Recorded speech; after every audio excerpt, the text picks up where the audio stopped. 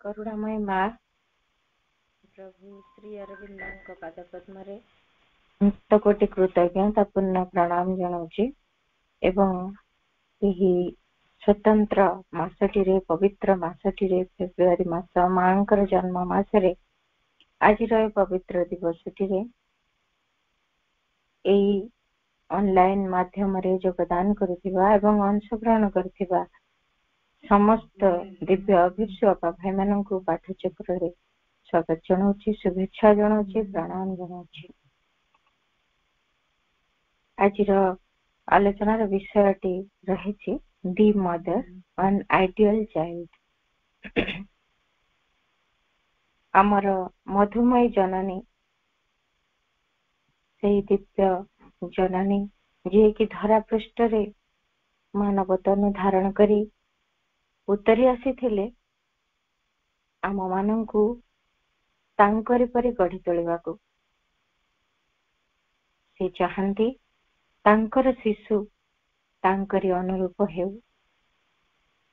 से चाहंती तांकरी अभिव्यक्ति तांक शिशु मध्यरे परिपूर्ण हेउ।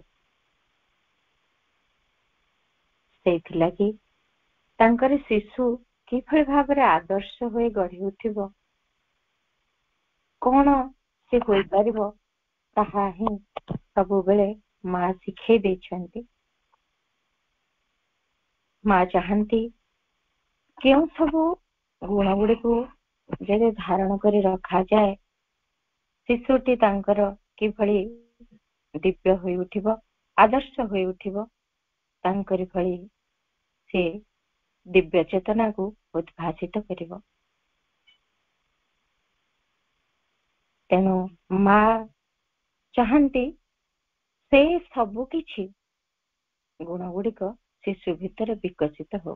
तेबे शिशु अर्थात कौन से छोट शिशुटी केवल केवल छोट छोट पिला मानक पई कथा मां कहउछंती। आमे समस्ते ही मां को पाखरे तांकरी प्रिय शिशु सभी ही तांकर शिशु प्रत्येकंकर तांकरी कोଳରେ रही तांकरी भଳି गढ़ी उठिबार आवश्यकता रही। तेणु आमे समस्ते तांकरी शिशु प्रत्येक किभଳି भाबरे से आदर्श को ग्रहण करिबु एवं मां चाहूथिबा से दिव्य शिशुटी होई उठिबु ताहारी ही उपदेश गुड़िक सेथिलागि मांकर जो बाणी गुड़िक से गुड़िक आमे बुझिबार प्रयास करिबा ताहा होई उठिबा भाबिबानी केवल छोट शिशु मानक लागि ही मां ए कथा कहिछंती।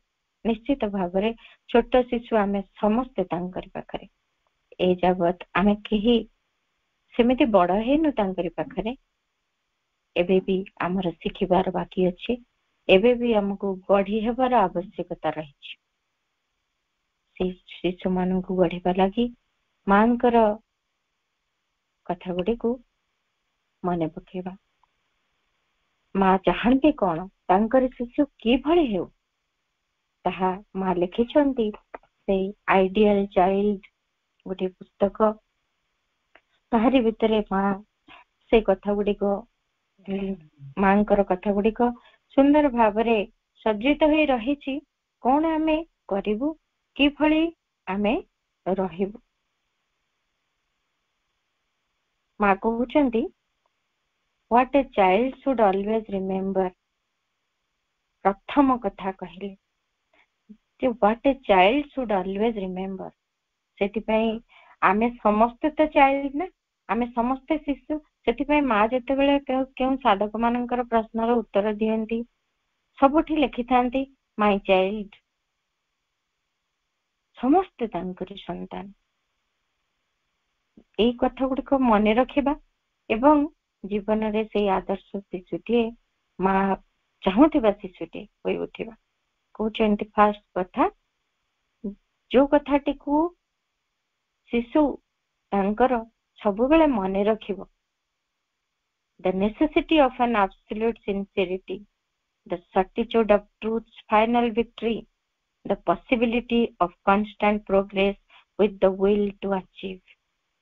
प्रथमरु एई कथा गुडी को आम भितर जेमिति कदापि विस्मृत न हुए सब बेले आमे मन रखिबु the necessity of an absolute sincerity जहा सब माँ आग को कहिछंती आमे तो जानिबा शिशुटी केमिति होबा दरकार तांकर तेणु सेई होबा पाई आम भितरे से कथा गुडी को मानिबा लगी एक परिपूर्ण निष्ठार आवश्यकता रही परिपूर्ण निष्ठा जदि आम मध्य रहे ताहले निश्चित भावरे आमे एई कथा गुडी को पालन करि परिबु जहा माँ कहउछंती आदर्श शिशुटी केमिति होबो निष्ठा कोन निष्ठा अर्थात आमे मां को प्रति निष्ठापर होबो तांकरी वाक्य गुडी को जीवन रे पालन करिबा पय निष्ठापर होबो कोन से चाहंती ताहा ही होई उठिबा लागि निष्ठापर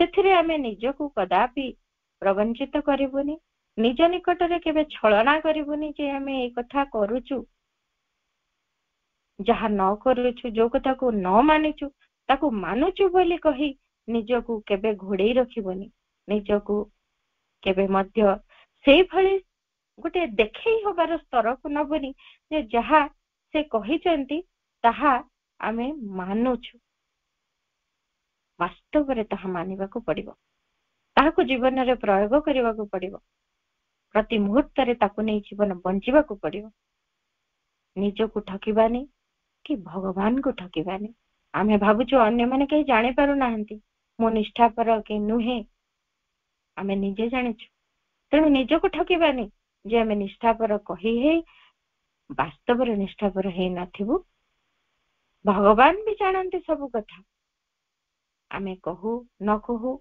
आमर गतिवृत्ति आमर समस्त क्रियाधारा सबु भीतर दे आमर निष्ठा तांकरी निकट रे दृश्यमान होछि से जानि छंत तेणु तांकरी आगे छलना भी करबानी यही निष्ठापरता सबु समय ए कथा को आमे मन रखिबा परिपूर्ण निष्ठा जेपरि आम मध्य रहे जहा होई उठिबा को आमे चाहू ताहा ही करिबा लागि प्रति मुहूर्त रे व्रती होइथिबु सेथिरु तिळे मात्र कोनोसी प्रकारे हटि जाउ नथिबु गुणी कहउछन the certitude of truth final victory ए परम सत्यर विजय ही सुनिश्चित ए कथा को आमको विश्वास रखिबा को हबो ए स्थिर निश्चयता आम भितर रहिबा आवश्यक भगवान कर विजय सुनिश्चित परम सत्यर विजय सुनिश्चित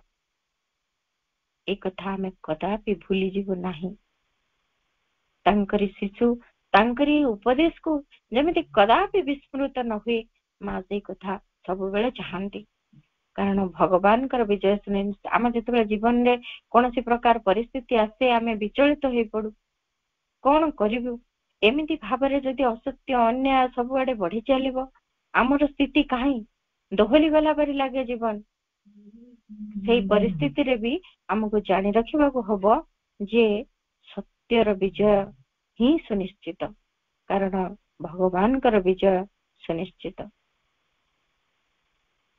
सेही कथा को धरि रखिबा को पड़िबो पुणी कहउचंदी the possibility of constant progress with the will to achieve constant progress पाए निरवच्छिन्न अग्रगति लागी जो संभावना रही ताकू मध्य अचीव करिबा पाए ताकू हासिल करिबा लागी आम भितरे विल संकल्प शक्ति रहबा आवश्यक दृढ़ संकल्प हबो जे निश्चित भावरे ए जो निरवच्छिन्न अग्रगति र संभावना आम भितरे रही ताहा निश्चित हबो तेणु से दृढ़ संकल्प रहिबो जे प्रति मुहूर्त रे अग्रगति अग्रगति अग्रगति कौन सी समय रे बिना अग्रगति रे आम जीवन जेपरि न हुए प्रति मुहूर्त रे अग्रगति पाई चेष्टा रहिथिबो प्रति मुहूर्त रे अग्रगति पाई समग्र प्रयास कदापि जेपरि शिथिल न हुए दृढ़ संकल्प कौन सी समय रे जमिति मलिन पड़ी न जाए संकल्प अधिक रु अधिक दृढ़तर होई रहे तेबे जाए मांकर ସେଇ ପ୍ରିୟ ଶିଶୁଟିଏ ଆମେ ହୋଇପାରିବୁ। ସେଇ କଥା ଗୁଡିକୁ ମାନିବା ଲାଗି ଆମ ଭିତରେ ପ୍ରଥମ କରି ଏଇ 3ଟି କଥା ଯାହା ମା କହିଲେ, the necessity of an absolute sincerity, the certitude of truth's final victory, the possibility of constant progress with the will to achieve। ଏତେକ କଥା ଆମ ଭିତରେ ନିରନ୍ତର ଯଦି ରହିବ, ତା ପରକୁ ପର ଆଉ ଯାହା କଥା ମା କହୁଛନ୍ତି ସେଇଗୁଡିକ ଆମେ ମାନିପାରିବୁ, ଜୀବନରେ ତାହା ହୋଇ ଉଠି ପାରିବୁ। ମା ତାହା ହିଁ ଚାହାନ୍ତି ତାଙ୍କର ଶିଶୁ ଠାରୁ। ତେବେ ପ୍ରଥମ କଥା କହୁଛନ୍ତି, ଯେଉଁ ଆଦର୍ଶ ଶିଶୁଟିର କଣ ଗୁଣ ରହିବ? is good tempered, an ideal child is good tempered। ଆଦର୍ଶ ଶିଶୁଟି ସଦା ସର୍ବଦା ଗୁଡ୍ ଟେମ୍ପର୍ଡ ହେଇକି ରହିବ, ଅର୍ଥାତ୍ ସଦା ସର୍ବଦା ଗୋଟେ ଭଲ ମିଜାଜରେ ରହିବ, ଥଣ୍ଡା ମିଜାଜରେ ରହିବ। ମିଜାଜରେ କଣ, ଆମେ ରାଗି ଯାଉଛୁ, ଚିଡି ଯାଉଛୁ, ଆମେ ତା ଭିତରେ ଅନେକ ପ୍ରକାର ପ୍ରତିକ୍ରିୟା ପ୍ରଦର୍ଶନ କରୁଛୁ। ତେଣୁ ମା ସବୁବେଳେ କହୁଛନ୍ତି କୌଣସି ସମୟରେ ଯେମିତି ଶିଶୁଟି ଭିତରେ, ଅର୍ଥାତ୍ ଆମମାନଙ୍କ ମଧ୍ୟରେ, ଏଇ ଜଗତରେ ଅନେକ କିଛି କଥା ଏମିତି ଚାଲିଛି, ସବୁ ବିରୋଧୀ ମନେ ହଉଛି। ଆମ ଭିତରେ ବି ଅନେକ କିଛି ଗୁଣ ରହିଛି, ଯୋଉ ଗୁଡିକ କି ଆମକୁ ମଧ୍ୟ ଅନେକ ପ୍ରକାର ନିମ୍ନତର ଚେତନା ଆଡକୁ ଟାଣି ନିଅନ୍ତି। କ୍ରୋଧ ଆସେ, ଅହଙ୍କାର ଆସେ, ବିଭିନ୍ନ ପ୍ରକାର କାମନା, ବାସନା, ପରଶ୍ରୀ କାତରତା ଆମ ଭିତରେ ବୃଦ୍ଧି ପାଏ। କେତେ ଛଳନା କରୁଛୁ, କେତେ ପ୍ରତାରଣା କରୁଛୁ, ମିଥ୍ୟାଚାର ଭିତରେ ବୁଡି ଯାଉଛୁ। ଏସବୁ କଥା ଆମ ଭିତରେ ରହିଛି, ଏଇ ଗୁଣ ଗୁଡିକ ଆମ ଭିତରେ ରହିଛି। ତେଣୁକରି ହିଁ ଆମ ମିଜାଜ ଭିତରେ ଅନେକ କିଛି ବିଶୃଙ୍ଖଳା ଦେଖା ଦଉଛି। ଆମେ ସେଇଥିପାଇଁ ବହୁତ ସମୟରେ ରାଗି ଯାଉଛୁ, ରାଗି ଯାଇ ବିଭିନ୍ନ ପ୍ରକାରର ପ୍ରତିକ୍ରିୟା ପ୍ରଦର୍ଶନ କରୁଛୁ, ଯାହାକି ଆମ ପାଇଁ କୌଣସି ସମୟରେ ଉଚିତ ବି ନୁହେଁ। ମା ମଧ୍ୟ ପ୍ରତି ମୁହୂର୍ତ୍ତରେ ଯୋଉ ଆମକୁ ଦେଖୁଛନ୍ତି, ପ୍ରଭୁ ଶ୍ରୀ ଅରବିନ୍ଦଙ୍କର ବାଣୀ, ମା ସତତ ଆମକୁ ଚାହିଁ ରହିଛନ୍ତି। ସେଇ କଥା ପାଇଁ ମଧ୍ୟ ଏହା ଏକ ଭୁଲ ଗତିବୃତ୍ତି, କାରଣ ମା ଦେଖୁଛନ୍ତି ଆମେ ଏମିତି ରାଗି ଯାଉଛୁ। କାରଣ ଏମିତି କେତେ ଗୁଡିଏ କଥା ଆମ ଜୀବନରେ ଘଟିବ, ଯୋଉଗୁଡାକ କି ଆମ ଠାରୁ ପୁରା, ଆମର ଇଚ୍ଛା ଠାରୁ, ଆମ ଗତିଧାରା ଠାରୁ ସମ୍ପୂର୍ଣ୍ଣ ଭିନ୍ନ। କାରଣ ଏ ସୃଷ୍ଟିରେ ଚେତନାର ଅନେକ ବିବିଧତା ରହିଛି, ଅନେକ କଥା ଏମିତି ଘଟିବ ଆମ ଚେତନା ମଧ୍ୟରେ ମଧ୍ୟ। ଆମେ ଯେମିତି ଜାଣିଲେ କେତେ ଗୁଡିଏ କଥା ସବୁ ନିମ୍ନ ଗତିବୃତ୍ତିକୁ ମଧ୍ୟ ଟାଣି ଆଣିବା ଭଳି ସ୍ଥିତିରେ ରହିଛନ୍ତି। ତେଣୁ ଆମ ଭିତରେ ରାଗି ଯାଉଛୁ। ମା କହୁଛନ୍ତି ତାଙ୍କର ଶିଶୁଟି କେବେ ରାଗିବା ଉଚିତ ନୁହେଁ, ସେ କଦାପି ରାଗିବ ନାହିଁ। He does not become angry when things seems to go against him or decisions are not in his favor। କେବେ ହିଁ ସେ ରାଗିବ ନାହିଁ ଯଦି ବି ଗତିଧାରା, ସମସ୍ତ ଘଟଣାର ଗତିଧାରା ଯଦି ତାର ବିରୋଧୀ ହେଇଥାଏ, ବା ଯେତେ ସବୁ ନିଷ୍ପତ୍ତି ନିଆଯାଇଛି ସବୁର ଫଳାଫଳ ଯଦି ତାର ସପକ୍ଷରେ ବି ନ ହୁଏ। ସେଥିପାଇଁ ତ ଆମେ ରାଗିଥାଉ। ସାଧାରଣତଃ ଆମର କ୍ରୋଧ କାହିଁକି ଆସେ? ଆମେ ଯାହା ଚାହୁଁଛୁ ତାହା ହେଇପାରୁନି, ଆମେ ଯୋଉ ଭଳି ନିଷ୍ପତ୍ତିଟିଏ ଶୁଣିଲୁ ତାହା ଆମର ବିରୋଧ କରୁଛି, ତାହାର ଗତିଧାରା ଆମ ଚିନ୍ତାଧାରାର ସମ୍ପୂର୍ଣ୍ଣ ବିପରୀତ ହେଇଯାଉଛି। ଏଇଥିପାଇଁ ହିଁ ସବୁବେଳେ ଆମ ଭିତରେ ଏଇ ଭାବନାଟି ଆସିଯାଏ, ଆମେ କ୍ରୋଧିତ ହେଇଯାଉ। ସବୁ କିଛି ଏମିତି ଓଲଟା କାହିଁକି ହେଇଗଲା, ମୁଁ ଯେମିତି ଚାହୁଁଥିଲି ତାହା କାହିଁକି ହୁଏନି? ଏଇ କଥା ଗୁଡିକୁ ପ୍ରକୃତରେ ମନେ ରଖିବାକୁ ହବ। ସବୁବେଳେ ଆମର ମିଜାଜ ଯେମିତି ଭଲ ରହେ, ସବୁବେଳେ କୌଣସି କଥାରେ କ୍ରୋଧ ବା ବିପରୀତ ପ୍ରତିକ୍ରିୟା ଗୁଡିକ ଯେପରି ଆମ ଭିତରେ ନ ଆସେ। ଯେତେ ଚେଷ୍ଟା କରିବୁ, ପ୍ରତି ମୁହୂର୍ତ୍ତରେ ମନେ ରଖିବୁ ତାକୁ କେମିତି ଅତିକ୍ରମ କରିବୁ, ତାହା କିଭଳି ଭାବରେ ଆମକୁ ଏଭଳି ପ୍ରତିକ୍ରିୟା ଭିତରକୁ ନ ରହୁ ଯାହାକି ଆମେ କ୍ରୋଧିତ ହେଇକିରି କିଛି ଗୋଟେ କାର୍ଯ୍ୟ କରି ବସିବୁ, ଭୁଲ ହେଇଯିବ। ଏମିତି ଭୁଲ ନ କରୁ ଯାହା ନେଇ ପରେ ଆମେ ପଶ୍ଚାତାପ କରିବୁ, ଯାହାକି ଆମ ଜୀବନରେ ବାରମ୍ବାର ହୁଏ। ଆମେ ପଛରେ କହିଥାଉ ଯେ ମୁଁ ଟିକେ ରାଗିଗଲି ତ, कौन कहीदेली ठीक ठिकना रहिलानी और सॉरी सॉरी आम एमती पछरे क्षमा मागु पछरे पश्चाताप करू किंतु सेमती कार्यटी करी ही पकई था वास्तव रे सचेतन हवा को हबो से कार्यटी जेमिति आम भीतर न हुए से क्रोध जनित कौन सी प्रतिक्रिया एभली भाव में प्रदर्शित न हुए जेमिति ताहा मां को धारार मां चाहूथिबा कथार विपरीत हो जाइथिबो प्रति समय गोटे सुंदर कथा आमे जानिछे केमिति विश्वामित्रଙ୍କ कथा ऋषि विश्वामित्रଙ୍କ कथा वशिष्ठଙ୍କ कथा आमे समस्त जानिछे विश्वामित्र जने राजा थिले तापर से ऋषि हेछन एवं कठोर तपस्या करचंती एवं चाहूथिले वशिष्ठ तांको सब बेले ब्रह्मर्षिर स्वीकृति दियंतु किंतु वशिष्ठ तांको भितर एमिति किछि कथा देखिचंती जोथि लागि से ब्रह्मर्षिर पदवाच्य ए जावत हे नांती बोली अनुभव करिसंती कारण तांको भितर क्रोध अछि अहंकार अछि अभिमान रहिछि ए सब बसवर्ती हे जाइछंती विश्वामित्र एवं तांकर शतपुत्रଙ୍କୁ हत्या करिसंती वशिष्ठଙ୍କର प्रतिशोध नबाक चाहिचंती वशिष्ठଙ୍କ ठारे किंतु एते सब कार्य से क्रोधर बसवर्ती ही करि जाइछंती जानि नाहंती से भूल करिछंती मनरे अनेक तांकर उत्तेजना आवेग काहे के आसीछि केवल निम्न गतिवृत्ति ही तांको एभली करि दैछि तांको मन भितरे से बहुत प्रतिशोध परायण ही जाइछंती साधना विरोधी कार्य करिछंती एवं परे एमिति थरे सुनिचंती तांको पाखकू तांको कुटीर पाखरे रही एई वार्तालाप सुनिचंती माता अरुंधती एवं गुरु वशिष्ठ जेतेबेले कथावार्ता होचंती किछि लुण पाई आमे एक कथा समस्त जानिचे लुण टिके तांको घर मागी आनिबाको पड़िबो अरुंधती राजी हेनांती किंतु वशिष्ठ तांको कहउछंती जे वास्तव रे मु तांको भल पाए जाओ तांको घर नै आसो आश्चर्य हो जाउछंती अरुंधती जे हमर शतपुत्रଙ୍କୁ हत्या करिछि तांको ऋषि वशिष्ठ किपरि भल पाई पारंती एठी देखिबाको हबो हमकु केउ चेतनार ऋषि वशिष्ठ रहिछंती एवं केउ चेतनार विश्वामित्र अछन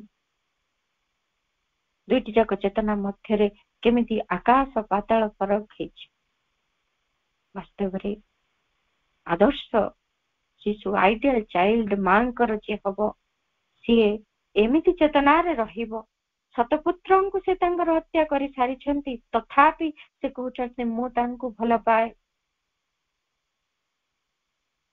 कौनसी प्रकार क्रोध तांको भितर प्रवेश करि पारि नाही एई कथा जेतेबेले विश्वामित्र सुनिचंती से तांको भितरे परिवर्तन आसी जाइछि चिन्हि पारिचंती निजर क्रोध को अहंकार को अभिमान को निजर भूल को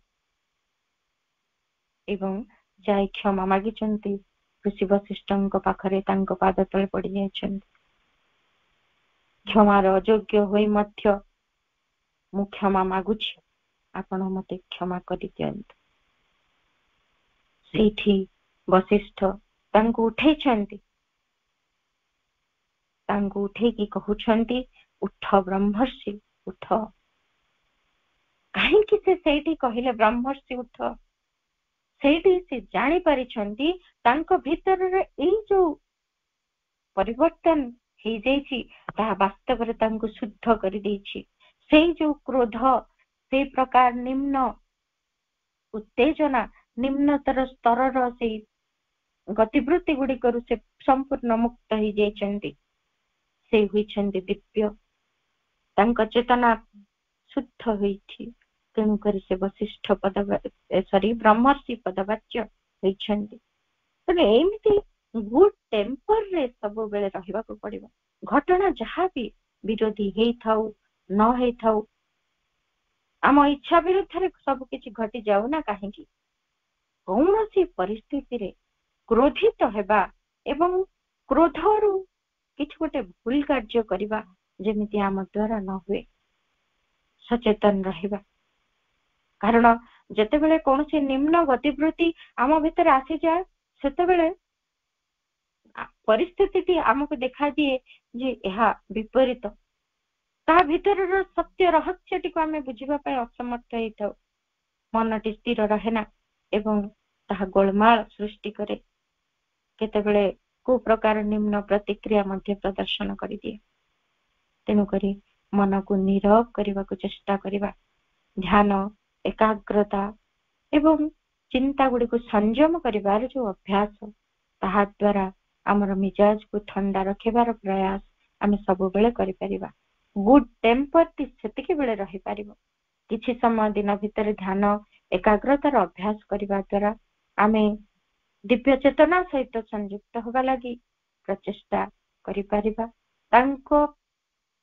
सानिध्य पाई से दिव्य चेतना सहित युक्त होगा लगी आमर अंतर भितर प्रस्तुति हे जीवो एवं धीरे धीरे आम मन भितर अनेक चिंता एमिति थाए जो चिंता धारणा अभिमत अभिरुचि ये सब आम भितर प्री कनसेप्ट हेकि आम मन भितर रहिचंती ए सब कथा गुड़िक मध्य संयत हेबा शिखिबे एवं से गुड़िको आमे किभଳି भाବରେ निज भितर जहाँ आवश्यक चिंता आवश्यक लक्ष्य दिगरे साहाय्यकारी चिंता ए सब गुड़ी को रखी अन्य गुड़ी को वर्जन करी धीरे धीरे धीरे धीरे मन को मिजाज को शांत स्थिर एवं एमिति एक चेतना भितर रखिबा पाई समर्थ होई परिबा जहा द्वारा एमिति हठात प्रतिक्रियाशील हेबार अवस्था को आमे आ जीवा नाही मांकर सेई ठंडा मिजाज रो भल मिजाज रो शिशुटी होई परिबा द्वितीय कथा कहउछंती आ गोटे गुण रहिबो तांकरी आदर्श सत्तानर इज गेम अर्थात से उचित कर्मा हबो उचित कर्मा हबो अर्थात एठी माता को बुझे दउछंती केमिति whatever he does it to the best of his capacity and keeps on going in the face of almost certain failure. He always thinks straight and acts straight.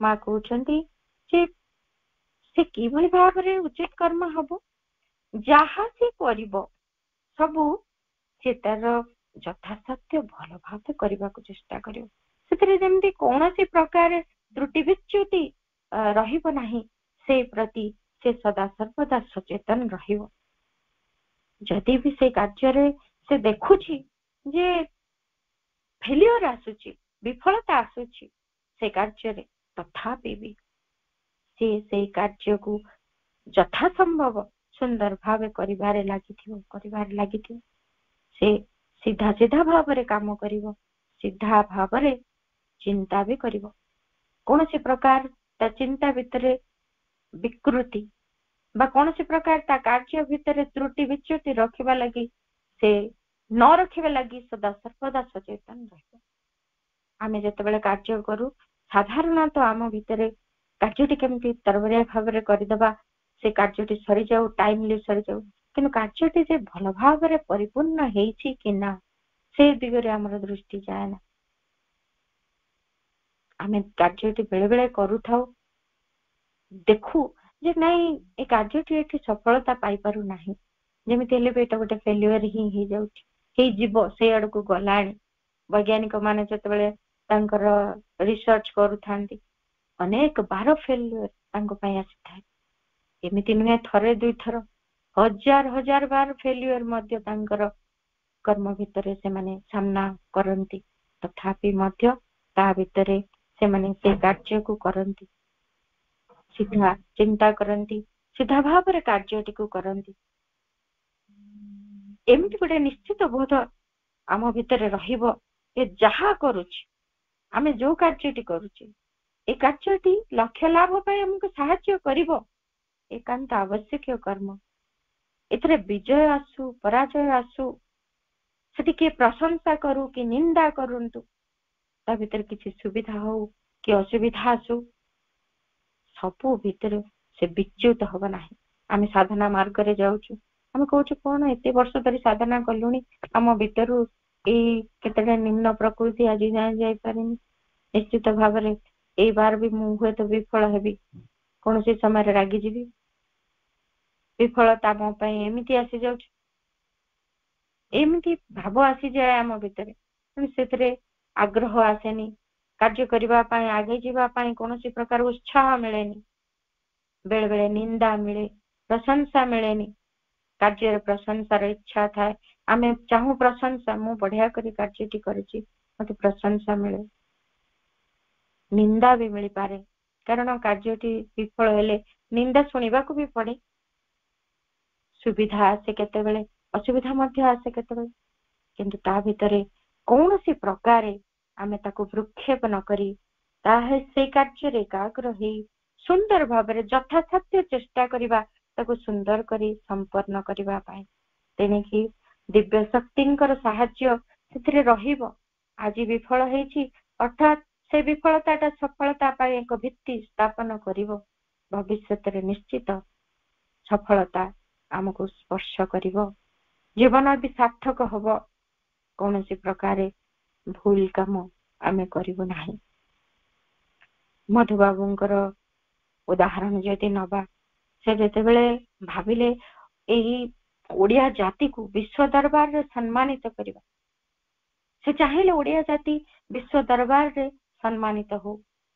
କୋଉ କାମରେ ସମ୍ମାନିତ ହବ, କଣ କରିପାରେ ଓଡିଆ ଜାତି, ଯାହାକୁ ନେଇ ସେ ଦେଶ ବିଦେଶରେ ଖ୍ୟାତି ପାଇବ, ସମ୍ମାନିତ ହବ।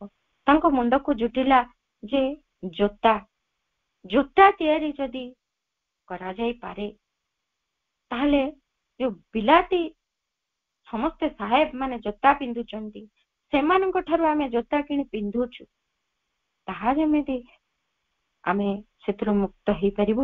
ଏବଂ ଏଇଠି ଆମର ସବୁ କଞ୍ଚାମାଲ ଅଛି, ତାକୁ ଲଗେଇ ଆମେ କାର୍ଯ୍ୟ କରିବୁ, ବିଦେଶକୁ ପଠେଇବୁ। ତେଣୁ ସେତେବେଳେ ସେ ଉତ୍କଳ ଟ୍ୟାନେରୀ ଜୋତା କାରଖାନାକୁ ତିଆରି କରିଥିଲେ।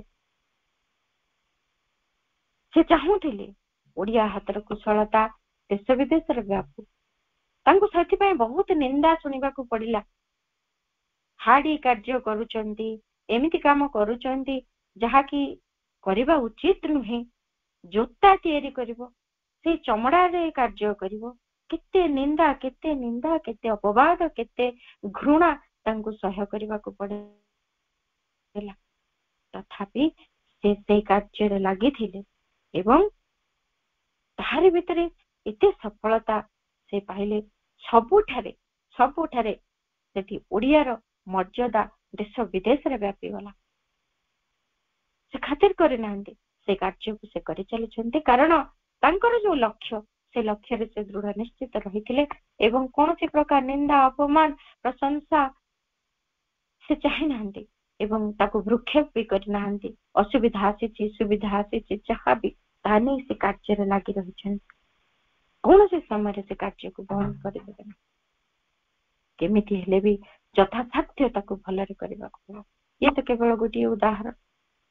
ମା ଆଶ୍ରମରେ ସମସ୍ତ ସାଧକ ସାଧିକାଙ୍କୁ ଶିକ୍ଷା ଦଉଥାନ୍ତି, ସବୁବେଳେ ଯେଉଁ କାର୍ଯ୍ୟ କରାଯାଉଛି ତାହାକୁ ପରିପୂର୍ଣ୍ଣ ଭାବରେ ଯଥାସାଧ୍ୟ ଆମେ ଯେମିତି କରିପାରିବା ତାକୁ ଭଲ ଭାବେ ସମ୍ପନ୍ନ କରିବା ଏବଂ ସେଥିରେ କିଭଳି ଭାବରେ ଅଧାପନ୍ତରିଆ ଭାବରେ ତାକୁ ଛାଡିଯିବାନି, ପରିପୂର୍ଣ୍ଣ କରିବାକୁ ଚେଷ୍ଟା କରିବା। ସେଥିରେ ବିଫଳ ହେଇପାରୁ, କିନ୍ତୁ ନିଶ୍ଚିତ ଭାବରେ ଆମର ସାଧ୍ୟ ମତେ ତାହାକୁ କରିବା। କୌଣସି ପ୍ରକାର ଚିନ୍ତାରେ ଆମର ବିକୃତି ମଧ୍ୟ ଆଣିବାନି। ସିଧା କଥା ଭାବିବା ଯେ ଏଇ କାର୍ଯ୍ୟଟି ମୋ ଲକ୍ଷ୍ୟରେ ମତେ ସହାୟକ ହବ, ତେଣୁ ଏଇ କାର୍ଯ୍ୟଟିକୁ ମୁଁ କରିଚାଲିବି। ମୋର ଶ୍ରମ, ମୋର ସମସ୍ତ ପ୍ରଚେଷ୍ଟା ସେଥିରେ ରହିବ ଏବଂ ସେଥିରେ ମୁଁ ନିଷ୍ଠାପର ହେଇ କାର୍ଯ୍ୟଟିକୁ କରିବି। ଭବିଷ୍ୟତରେ ଆଜି ବିଫଳ ହେଲେ ମଧ୍ୟ ଭବିଷ୍ୟତରେ ଦିବ୍ୟ ଶକ୍ତି ତାକୁ ସଫଳ କରିବେ। କାରଣ ଯଥାର୍ଥ ଚେତନାରେ ରହି କର୍ମଟି କଲେ ବର୍ତ୍ତମାନ ଲାଗୁଥିବ ଯେ ତାହା ବିଫଳ ହଉଛି, କିନ୍ତୁ ନିଶ୍ଚିତ ତାହା ଆମ ଜୀବନକୁ, ଆମ ସାଧନାକୁ ସାର୍ଥକ କରିବ ହିଁ କରିବ। ଆଉ ଗୋଟିଏ ଗୁଣ ବି ମା କହୁଛନ୍ତି। Ideal child is truthful. ମା ଚାହାନ୍ତି ତାଙ୍କର ଆଦର୍ଶ ଶିଶୁଟି ସେ ସତ୍ୟନିଷ୍ଠ ହେଉ ବୋଲି ଚାହାନ୍ତି।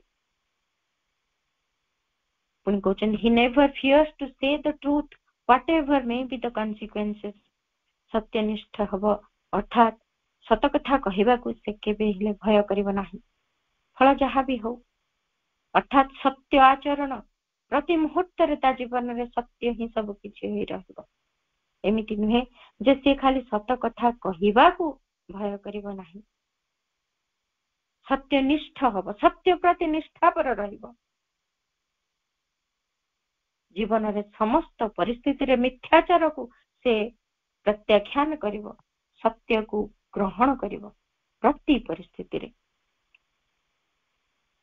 ଏଇ ଆଦର୍ଶ ମଣିଷଟିଏ, ଆଦର୍ଶ ଶିଶୁଟିଏ ମାଙ୍କର କେବେ ହେଲେ ବି ସତ୍ୟ ପଥରୁ ବିଚ୍ୟୁତ ହବ ନାହିଁ। ସତ୍ୟକୁ ସବୁବେଳେ ଅନ୍ତର ଭିତରେ ଅନୁଭବ କରୁଥିବ। ତେଣୁ ତା ଭିତରେ ସତ କହିବାର ପ୍ରବୃତ୍ତି ଥିବ, ସତ୍ୟକୁ ପାଳିବାର ଇଚ୍ଛା ରହିଥିବ। ପ୍ରତି ମୁହୂର୍ତ୍ତରେ ତାର ସଂକଳ୍ପ ଦୃଢରୁ ଦୃଢତର ହଉଥିବ। ସତ୍ୟକୁ କେମିତି ଜୀବନରେ ନେଇ ସେ ବଞ୍ଚିବ, ତାର ପରିଣାମ କଣ ହବ ତାହା ପ୍ରତି ସେ ଭୟ କରେ ନା। ସଂସାରରେ ଆମେ ଦେଖୁଛେ ଚତୁର୍ଦିଗରେ ବର୍ତ୍ତମାନ ମିଥ୍ୟାଚାର। ମା ଚାହାନ୍ତି ତାଙ୍କ ଶିଶୁ ସର୍ବଦା ସତ୍ୟକୁ ଧରି ଜୀବନ ବଞ୍ଚୁ। ଏହି ମିଥ୍ୟାଚାର ଭିତରେ ସତ୍ୟକୁ ଧରି ଜୀବନ ବଞ୍ଚିବା ବାସ୍ତବରେ କଷ୍ଟକର ହେଇପାରେ ହୁଏ ମଧ୍ୟ, କିନ୍ତୁ ତାହା ସତ୍ତ୍ୱେ ବି ସେ ସତ୍ୟକୁ ଧରି ରଖୁ, ସତ୍ୟ ପ୍ରତି ନିଷ୍ଠାପର ହେଇ ରହୁ, ତାହା ଚାହାନ୍ତି ଦିବ୍ୟ ଜନନୀ। ସବୁ ସମୟରେ ସତ୍ୟକୁ ପାଳନ କରେ। ସତ୍ୟ କଣ? ସତ୍ୟ ହଉଛି ଯାହା ଅନ୍ତର ମଧ୍ୟରୁ ଆସୁଛି, ଯୋଉ ପ୍ରେରଣା, ତାହା ସତ୍ୟକୁ ଆମକୁ ଦେଖେଇ ଦିଏ। ପରମ ସତ୍ୟ ସେଇଠି ହିଁ ସତ୍ୟ ରହିଛି, ବା ତାହା ହିଁ ସତ୍ୟ ଯାହା ପ୍ରକୃତରେ ଦିବ୍ୟ ଚେତନା ମଧ୍ୟରୁ ଉଚ୍ଚାରିତ ହେଇ ଆସେ। ତାକୁ ପାଳିବା ଲାଗି ଆମ ଭିତରେ ଯେମିତି କୌଣସି ପ୍ରକାରେ କୌଣସି ସମୟରେ ସଂକଳ୍ପ ଆମ ଭିତରେ ଶିଥିଳ ନ ହୁଏ, ସେଇ କଥାକୁ ଭୁଲି ଯିବାନି। ପ୍ରତି ମୁହୂର୍ତ୍ତରେ ସେଇ ସତ୍ୟ ପ୍ରତି ସଚେତନ ରହି ତାକୁ ପାଳନ କରିବା। ଆମ ଭିତରେ ସବୁ ସମୟରେ ସତ୍ୟ ଲାଗି ଗୋଟେ ପ୍ରୟାସ ରହିଥିବା ଉଚିତ। ସେଇ ପରମ ସତ୍ୟ ଲାଗି ଶ୍ରଦ୍ଧା ରହିଥିବା ଉଚିତ। ପରମ ସତ୍ୟ ଲାଗି ଆମ ଭିତରେ ଗୋଟେ ପିପାସା ରହିଥିବା ଦରକାର। ତେଣୁ ସେଇ ଦିବ୍ୟ ପରମ ସତ୍ତାଙ୍କ ନିକଟବର୍ତ୍ତୀ ହେଇ ରହିବାକୁ ଇଚ୍ଛା ରହିବ ଆମ ଭିତରେ। ତାଙ୍କରି ଠାରୁ ଆସୁଥିବା ପ୍ରେରଣାକୁ, ସେଇ ସମ୍ବୋଧି ସ୍ତରରୁ ଆସୁଥିବା ସେଇ ପ୍ରେରଣାକୁ ଶୁଣିବା ପାଇଁ ପ୍ରୟାସ ରହିବା ଦରକାର ସବୁବେଳେ। ତାହା ହିଁ ସତ୍ୟନିଷ୍ଠ ହବାର ଲକ୍ଷଣ। ପ୍ରତି ମୁହୂର୍ତ୍ତରେ ସେଇ ସତ୍ୟ କଣ ଆମ ଆଗରେ ଉପସ୍ଥାପନ କରୁଛନ୍ତି, ସତ୍ୟକୁ କିଏ ଜାଣେ? ସେଇ ପରମ ସତ୍ୟ ହିଁ ନିଜେ ନିଜକୁ ଜାଣନ୍ତି। ଆମେ ଯେହେତୁ ମନ ପ୍ରାଣ ଭିତରେ ଦେଇ ଜୀବନ ବଞ୍ଚୁଛୁ, ମନ ତ ପରମ ସତ୍ୟକୁ ସଦା ସର୍ବଦା ବୁଝିପାରେନି। କିନ୍ତୁ ସତ୍ୟନିଷ୍ଠ ହବାକୁ ହେଲେ ଆମେ କଣ କରିବୁ? ସେଇ ମନର ଊର୍ଧ୍ୱରେ ଥିବା ସେଇ ଦିବ୍ୟ ଚେତନା ଯିଏକି ଅନ୍ତର ମଧ୍ୟରେ ବିରାଜମାନ, ତାଙ୍କରି ସ୍ୱରକୁ ଯଦି ଶୁଣିବାକୁ ଚାହିଁବୁ, ତାଙ୍କରି ଠାରୁ ଆସୁଥିବା ସେଇ ସତ୍ୟକୁ ଶୁଣିବାକୁ ଚାହିଁବୁ, ତାକୁ ଜୀବନରେ ପାଳନ କରିବାକୁ ସଚେଷ୍ଟ ହବୁ, ତାହା ହିଁ ସତ୍ୟନିଷ୍ଠ ହବା। ପ୍ରତି ମୁହୂର୍ତ୍ତରେ ସେଇ ପରମ ସତ୍ୟ ଯିଏ ଆମ ଭିତରେ ରହିଛନ୍ତି, ସେଇଟିକୁ ଚାହିଁବାକୁ ଇଚ୍ଛା କରିବାକୁ ପଡିବ। ତେବେ ଯାଇ ଉପଲବ୍ଧି କରିପାରିବୁ, ସେଇ ସ୍ୱରକୁ ଶୁଣିପାରିବୁ, ଜୀବନରେ ତାହାକୁ ମାନିବା ପାଇଁ ସୁଯୋଗଟିଏ ପାଇପାରିବୁ। ପ୍ରତି ମୁହୂର୍ତ୍ତରେ ସତ୍ୟ ଏମିତି ଭାବରେ ମନ ଯାହା ଦେଖେ, ମନ ଯାହା ବୁଝେ ସତ୍ୟ ବୋଲି, ତାହା ଯେ ସତ୍ୟ ତାହା ନୁହେଁ। ସ୍ୱାମୀ ବିବେକାନନ୍ଦ ଯେତେବେଳେ ଛାତ୍ର ଅବସ୍ଥାରେ ଥିଲେ, ସେ ଏମିତି ବାକ୍ପଟୁ ଥିଲେ, କହିପାରୁଥିଲେ। ସେ ଏମିତି କଥା କହୁଥିଲେ ଯେ ଅନ୍ୟମାନେ ଶୁଣିବା ପାଇଁ ଆଗ୍ରହୀ ହଉଥିଲେ। ଅସାଧାରଣ ପ୍ରତିଭାଶାଳୀ ଥିଲେ ସେ। ଦିନେ ଯେତେବେଳେ କ୍ଲାସରେ ଟିଚର ନାହାନ୍ତି, ଶିକ୍ଷକ ନାହାନ୍ତି, ସେତେବେଳେ ସ୍ୱାମୀ ବିବେକାନନ୍ଦ ତାଙ୍କର ସାଙ୍ଗମାନଙ୍କ ସହିତ ଅନେକ ଆଲୋଚନା ଭିତରେ ବ୍ୟସ୍ତ ଅଛନ୍ତି। एमती आलोचना चली शिक्षक श्रेणी गृह प्रवेश कले कि समय पाठ पढ़ा भी आरंभ कले तथापि स्वामी विवेकानंद से छात्र अवस्था थिले आलोचना बंद हैनी एवं सांग माने आलोचना मजी जाइछन्ति शिक्षक किछ समय पर जानी पारुछन्ति जे छात्र माने पाठ पढ़ा सुनु नांती आलोचना भितरे रहिछन्ति रागी जाइछन्ति समस्त को कौन पढ़ेली बोली जन जन को पचार तेणु समस्ते जते हेतु अन्यमनस्क थिले किछि कहि पारु नाहंती किंतु स्वामी विवेकानंद जी कि सेतेबेले नरेंद्र बोली जना थिले समस्त सम्मुखरे से कहिथिले जहा शिक्षक पढ़ी देथिले सब कथा कहि गले शिक्षक मध्य आश्चर्य हे गले पचारचंदी जे को माने सब गप करथला तुमे माने त धरा पड़िलो किंतु देखो चंदी ये जे मेन पिलाटी जे गप थिला जे आलोचना करूथिला सी केमती सब कथा को कहि गला से विश्वास करि पार नांदी जे वास्तव रे ये गप थिले से कहले जे नरेंद्र को छाड़ी समस्त बेंच ऊपर छिड़ा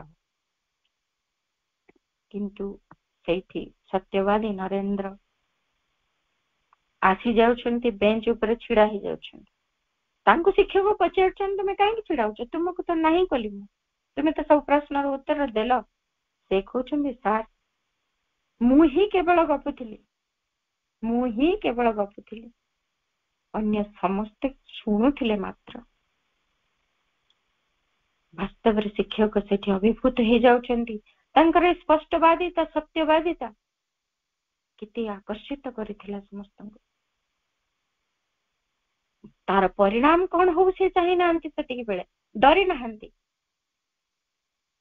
से सत्यनिष्ठ हेछन्ति भय करि नाहंती जे एई कथा को नै कि मते माड़ होबो कि मते क्लास रे तड़ी दिया जेबो कि शिक्षक मते भयभीत भयंकर भाव रे दंड देबे कि डरी नाहंती सत्यनिष्ठ एई भली होंती सबु बेले सेमिति भाव रे निजे सत्यनिष्ठ होई उठिबा ताहा ही चाहंती दिव्य जननी तांको संतानटी सेमिति सत्यनिष्ठ हो छोट पिलाटीए मां को पाखु जाइछि तार जन्मदिन रे कांदुची आखिरु धार धार लुह बही जाउछि मां तार लुह पोछि देई कहउछन्ती तुमे काहे के कांदुछ मन भितरे आसुछि मां को कोन छोट कथाटे कहबी जे आज मो मां मो पई केक कर देबा पई मो तांको कहिथिली किंतु से करि नाहंती करिथिले जहा तांको मो भौणी नष्ट कर देला छोट पिलाटी त मनरे केतेबा बुद्धि तथापि मां को आगरे सब कथा स्पष्ट भाव रे कहि देला मां आज एई घटना घटी जाइछि से भली स्पष्टवादी ही मां ताकू कहउछन्ती व्यस्त होना मां ताकू केक आनी खाइबा को देइछन्ती मथा को आउंसी देइछन्ती गालरु लुह सब पोछि देई गेल कर देइछन्ती मां चाहन्ती एई भली समस्त सत्यवादी होंतु लुचै न रखंतु कोनसी कथा सब कथा मो आगे कहंतु सबुटी सत्य को सम्मुखीन होबा पाई साहस रखंतु सबुटी सत्य को आचरण करिबा लागि प्रस्तुत रहंतु सबुटी सत्य कथन सत्य आचरण सब बेले तांको भितर न रहो किनु मने रखियो कहबो से सत्य स्थायी भावे एमिति गोटे कथा नाही जे जहा सत्य गोटे नियम ही जीवनी जे सत्य जेमिति भगवान अनंत सत्य सेही परि अनंत मा कहउछन्ति जो माने आंतरिक सजाग रहिबे से मानक लागि प्रति मुहूर्त रे सत्य अभिव्यक्त हबो तांको अंतर भितरे प्रति मुहूर्त रे सत्य एमिति एक अपेक्षिकता भितरे रहिछि काहेकि ना आमे जो चेतना रे रहिछे ताहा सीमित चेतना सत्यर परिपूर्ण रूप को देखिबा पाए ताहा असमर्थ तेणु सत्यर किछि किछि अंश आम सम्मुखरे समय एवं चेतना अनुଯାयी उन्मोचित हबो सेठी पाए पूर्वर थिबा सत्यटी को हमको रिजेक्ट करी वर्तमान रो आगत सत्यटी को ग्रहण करी सिखिबा को हबो कदापि मध्य आमे कहि परिबानी जे एहा असत्य ଯେମିତି ଆମେ ନିରାକାର ସାକାର ବାଦକୁ ନେଇକରି ସତ୍ୟ ଅସତ୍ୟ ବିବାଦ କରୁ। ଭଗବାନ ନିରାକାର, ଭଗବାନ ସାକାର। ନିରାକାରବାଦୀ କହେ ସାକାର ରୂପଟି ମିଥ୍ୟା, ସାକାରବାଦୀ କହେ ନିରାକାର କହିବାଟି ମିଥ୍ୟା, କାରଣ ରୂପ ନଥିଲେ ଭଗବାନ କି? ଏହା ନୁହେଁ। ଦୁଇଟି ଯାକର ଊର୍ଦ୍ଧ୍ୱରେ ଏକ ପରମ ସତ୍ୟ ବିରାଜମାନ କରୁଛି, କାରଣ ସେ ହିଁ ସାକାର, ସେ ହିଁ ଅନନ୍ତ ରୂପରେ ସାକାର ହେଇଛନ୍ତି, ସେ ହିଁ ନିରାକାର। ସେଇ ସାକାରଙ୍କ ଚତୁର୍ପାର୍ଶ୍ୱରେ ସେଇ ନିରାକାର ଶୂନ୍ୟତା ଘେରି ରହିଛି। ଏଇ କଥା ହିଁ ପରମ ସତ୍ୟ। ପ୍ରତି ମୁହୂର୍ତ୍ତରେ ସତ୍ୟର ସ୍ୱରୂପ ପରିବର୍ତ୍ତିତ ହେଇପାରେ। ତେଣୁ ତାହା କେମିତି ଜାଣିବୁ, ଏହା ମଧ୍ୟ କାଠିକର କଥା। କିନ୍ତୁ ଗୋଟିଏ ଫର୍ମୁଲା ମା କହିଛନ୍ତି, କେବଳ ନିଜକୁ ଅନ୍ତର ଭିତରେ ଯୁକ୍ତ ହୋଇ ରହିବାକୁ ପଡିବ ସେଇ ଅନ୍ତର ସତ୍ତାଙ୍କ ସହିତ, ଯାହା ଦ୍ୱାରା ତାଙ୍କରି ପ୍ରେରଣାରେ ଆସୁଥିବା ସତ୍ୟଟିକୁ ଚିହ୍ନି ପାରିବ। ସେଇ ମୁହୂର୍ତ୍ତର ସତ୍ୟଟି ଯାହା ଆମ ସମ୍ମୁଖରେ ଆସିଛି ତାହା ଆମକୁ ଦେଖାଯିବ, ବୁଝି ହବ, ଜାଣି ହବ ଏବଂ ତାହା ଆମ ଆଗରେ ସ୍ପଷ୍ଟ ହେଇଯିବ। ଏଇ କଥା ମା ଚାହାନ୍ତି। ତେଣୁ ସବୁବେଳେ ଏମିତି ଗୋଟେ ସ୍ଥାଣୁ ଅଚଳ ସତ୍ୟର ଦାସ ହବାକୁ ମା ମନା କରୁଛନ୍ତି। ଅର୍ଥାତ୍ ଆମେ କହୁଥିଲୁ ଯେ ଭଗବାନଙ୍କର ଏଇ ରୂପ, ଯେମିତି ମତ୍ସ୍ୟ ଅବତାର, କଚ୍ଛପ ଅବତାର, ଏମିତି ଅନେକ ଅବତାର ଆମେ ଦେଖି ଆସିବୁ। ତେବେ କେବଳ ଯେ ମତ୍ସ୍ୟ ଅବତାରଟି ସତ୍ୟ, ଆଉ ପରବର୍ତ୍ତୀ ଯୋଉ ସମୟ ଗୁଡିକରେ ଭଗବାନ ଯୋଉ ରୂପ ନେଇଛନ୍ତି ତାକୁ ବି ଅସତ୍ୟ ଆମେ କହିପାରୁ, ବା ଏବେ ଦେଖୁଛୁ ଯୋଉ ରୂପ ତାକୁ ସତ୍ୟ କହି ଅନ୍ୟ ସବୁ କିଛିକୁ ମିଥ୍ୟା ବି କହିପାରୁ, ତାହା ନୁହେଁ।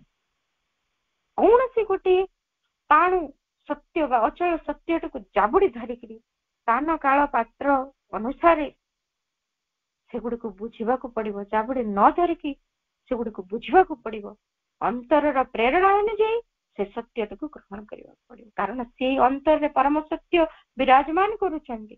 ସିଏ ହିଁ ଆମ ଆଗରେ ଗୋଟି ଗୋଟି ସମୟରେ ଯଥାର୍ଥ ସତ୍ୟକୁ ଉନ୍ମୋଚିତ କରିଦେବେ ଏବଂ ଆମେ ତାକୁ ବୁଝିପାରିବୁ। ନହେଲେ ଆମେ କୌଣସି ଗୋଟିଏ କଥାକୁ ଜାବୁଡି ଧରି ତାକୁ ଅନୁସରଣ କରୁଥିବୁ ସତ୍ୟ ବୋଲି, ଆହୁରି ସତ୍ୟର ଅନେକ ରୂପ ଆମ ସମ୍ମୁଖରେ ଆସି ପହଞ୍ଚୁଥିଲେ ମଧ୍ୟ ତାକୁ ଆମେ ରିଜେକ୍ଟ କରି ଚାଲିଥିବୁ। ସେମିତି ହବାକୁ ମା ମନା କରୁଛନ୍ତି। ମା ଚାହାନ୍ତି ଆଉ ଗୋଟିଏ କଥା, ତାଙ୍କର ଆଦର୍ଶ ଶିଶୁଟି is patient, ଧୈର୍ଯ୍ୟଶୀଳ ହବା ଦରକାର। He does not get disheartened if he has to wait a long time to see the results of his effort. ସେ କେବେ ହେଲେ ହତାଶ ହବନି। ଚେଷ୍ଟାର ଫଳ ପାଇଁ ସେ ଯଦି ବି ଦୀର୍ଘକାଳ ଅପେକ୍ଷା କରିବାକୁ ପଡେ, ସେଇ ଧୈର୍ଯ୍ୟ ସେ ରଖିବ, ଅପେକ୍ଷା କରିବ। ସେ ହତାଶ ହବନି ଯେ ମୁଁ ଅନେକ କାଳ ଚେଷ୍ଟା କଲିଣି, ମୋ ଭିତରେ କାହିଁ କୌଣସି ଉପଲବ୍ଧି ହଉନି, କାହିଁ ସିଦ୍ଧି ତ ଆସୁନି, କାହିଁ ମୋ ଚେତନାର ପରିବର୍ତ୍ତନ ତ ହଉନି। ଏଭଳି ହତାଶ ହେଇଯିବନି। ବା ମାଙ୍କୁ ଏତେ ଡାକିଲିଣି, ଏ ପରିସ୍ଥିତି କାହିଁ ମୋ ଠାରୁ ଦୂରେଇ ଯାଉନି, ମୋର କଷ୍ଟ ତ ସେମିତି ରହିଛି। ଏ ଭିତରେ ସେ ହତାଶ ହବନି, ଧୈର୍ଯ୍ୟଶୀଳ ହେଇକି ରହିବ ଯେ କୌଣସି ପରିସ୍ଥିତି ଚିରକାଳ ଆମ ପାଖରେ ରହିବନି। ମା ଏକଥା କହୁଛନ୍ତି। ଆମ ଭିତରେ ପ୍ରତି ମୁହୂର୍ତ୍ତରେ ଧୈର୍ଯ୍ୟ ରହିବା ଦରକାର।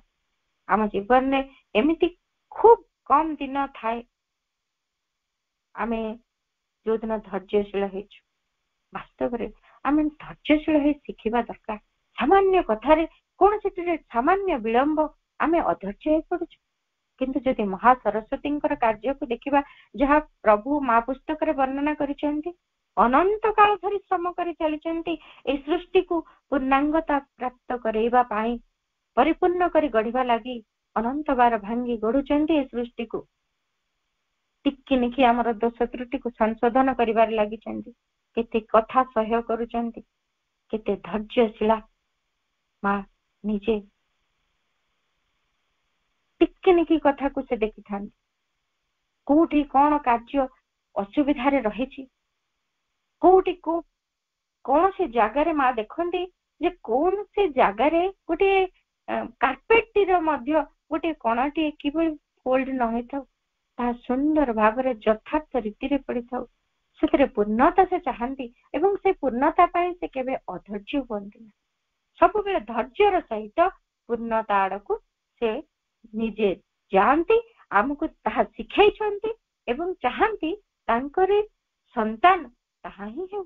ସେଇ ପରିପୂର୍ଣ୍ଣତା ଆଡକୁ ସେ ଗତି କରୁ, କିନ୍ତୁ ଧୈର୍ଯ୍ୟର ସହିତ, କୌଣସି ସମୟରେ ହତାଶ ନ ହୁଏ, ଦୁଃଖୀ ନ ହୁଏ। ସାଧକ ପଚାରୁଛନ୍ତି ମାଙ୍କୁ, ମା ମୋ ଭିତରେ କାହିଁ କିଛି ତ ଅଗ୍ରଗତି ହେଲା ଭଳି ମତେ ଲାଗୁନି। ମା କହିଲେ, ତୁମକୁ ଏକଥା ଚିନ୍ତା କରିବାକୁ କିଏ କହିଛି?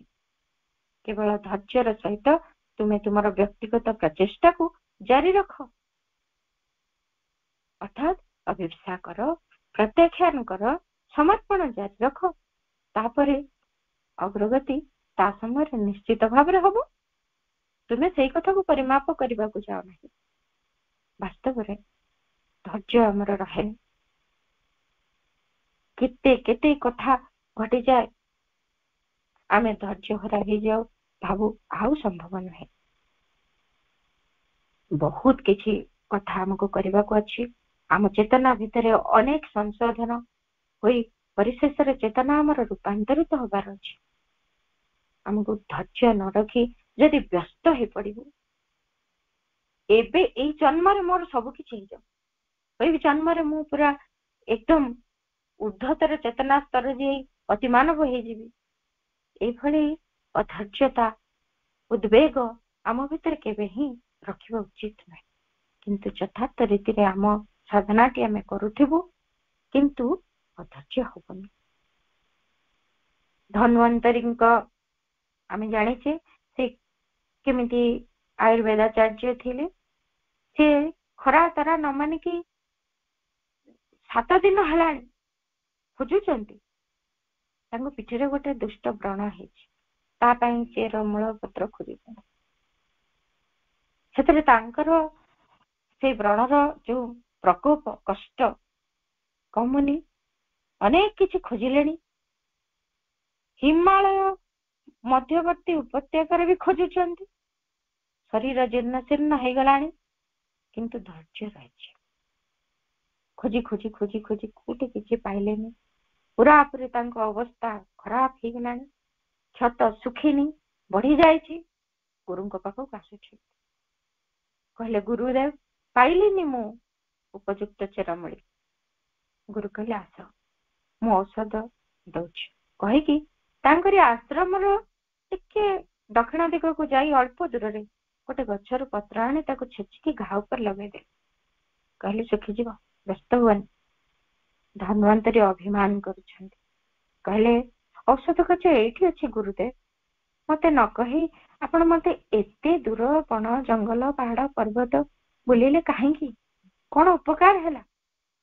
ଗୁରୁ ନୀରବ ରହିକି କହୁଛନ୍ତି, କରୁଣାଭରା ଦୃଷ୍ଟିରେ ଚାହିଁକି କହୁଛନ୍ତି ଯେ ଧନ୍ୱନ୍ତରୀ, ତମେ ଯେତେବେଳେ ଏତେ କଠିନ ପରିଶ୍ରମ କଲ, କଠିନତା ଭିତର ଦେଇକି ଗତି କଲ, ସହ୍ୟ କଲ ଏବଂ ହଜାର ହଜାର ଔଷଧ ବିଷୟରେ ଜ୍ଞାନ ତା ଭିତରେ ତୁମେ ପାଇଗଲ, ତୁମର ସେଇ ଧୈର୍ଯ୍ୟଟି ଆସିଗଲା। ଅନେକ ପରୀକ୍ଷା ନିରୀକ୍ଷା କଲ ଚେର ମୂଳି ଗୁଡିକ ବିଷୟରେ, କେତେ ଜ୍ଞାନ ତୁମର ଆସିଲା। ଧୈର୍ଯ୍ୟଟି ଥିବାରୁ ତୁମ ଭିତରେ ଏ କଥା ସମ୍ଭବ ହେଲା। ଧୈର୍ଯ୍ୟଟି ବଢିଗଲା, ତୁମର ସହନ ଶକ୍ତି ବଢିଗଲା, ତୁମର ଜ୍ଞାନ ବି ବଢିଗଲା। ବାସ୍ତବରେ ଆମ ଭିତରେ ମଧ୍ୟ ସେମିତି ଧୈର୍ଯ୍ୟ ଦରକାର। ମାଙ୍କ ପାଖରେ ଫୁଲ ଦବା ପାଇଁ ଅପେକ୍ଷା କରୁଛନ୍ତି ସାଧିକା, ବିଳମ୍ବ ହେଇଛି ମାଙ୍କର, ଫୁଲ ଥାଳିଟି ଥୋଇ ଦେଇ ଚାଲି ଯାଇଛନ୍ତି। ମା କହୁଛନ୍ତି ଏମିତି ଅଧୈର୍ଯ୍ୟ ହେଇ ପଡିଲେ ଚଳିବ? ବଉଳ ଫୁଲଟିଏ ଦଉଛନ୍ତି, ଇଏ ହଉଛି ଧୈର୍ଯ୍ୟର ପ୍ରତୀକ। ତୁମ ଭିତରେ ଧୈର୍ଯ୍ୟ ଆସୁ। ବାସ୍ତବରେ ସେଇ ଧୈର୍ଯ୍ୟଶୀଳ ହେବାକୁ ପଡିବ ଆମକୁ। ଧୈର୍ଯ୍ୟ ଥିଲେ ହିଁ ବିଜୟ ସୁନିଶ୍ଚିତ। ନହେଲେ ଆମେ ଧୈର୍ଯ୍ୟ ନଥିଲେ କୌଣସି କଥା ହାସଲ କରିପାରିବୁ ନାହିଁ। ତରବରିଆ ଭାବରେ କିଛି ହାସଲ କରାଯାଏନି। ମହା ସରସ୍ୱତୀ ସ୍ୱୟଂ ଦିବ୍ୟ ଜନନୀ କେତେ ଧୈର୍ଯ୍ୟଶୀଳ ହୋଇ ସୃଷ୍ଟିକୁ ପୂର୍ଣ୍ଣତା ନିମନ୍ତେ ନବା ପାଇଁ କେତେ ଶ୍ରମ କରୁଛନ୍ତି। ସେଇଥିରୁ ତ ଅନ୍ତତଃ କିଛି ଶିକ୍ଷା କରିବା। ସେଇ କଥାକୁ ନିଜ ଭିତରେ ଗ୍ରହଣ କରିବା ଲାଗି ସେଇ ମା ଚାହାନ୍ତି ତାଙ୍କର ଶିଶୁ ତାଙ୍କରି ପରି ଧୈର୍ଯ୍ୟଶୀଳ ହେଉ।